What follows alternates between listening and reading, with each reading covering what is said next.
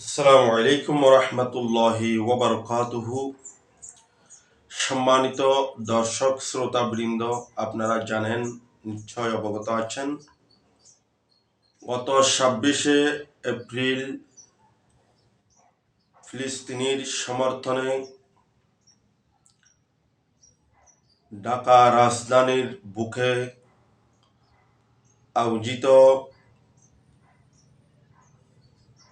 মহাসমাবেশ অনুষ্ঠিত হয়েছিল। ওই সমাবেশ থেকে বাড়ি ফেরার পথে গাজীপুরের কৃতি সন্তান বিশিষ্ট সুন্নি আলেমে দিন, তরুণ আলেম জনাব মাওলানা রইসউদ্দিন ভাইকে বাতিল অপশক্তি কর্তৃক মিথ্যা অভিযোগের দায়ে ওনাকে নির্মমভাবে শহীদ করার প্রতিবাদে আগামীকাল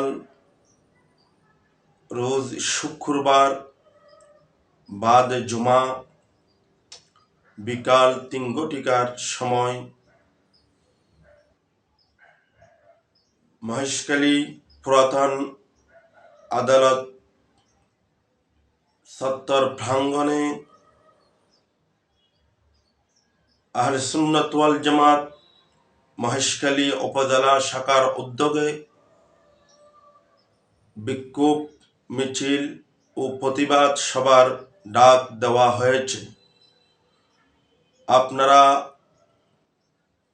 স্বতঃস্ফূর্তভাবে আগামীকাল বাদ জুমার নামাজের পরপর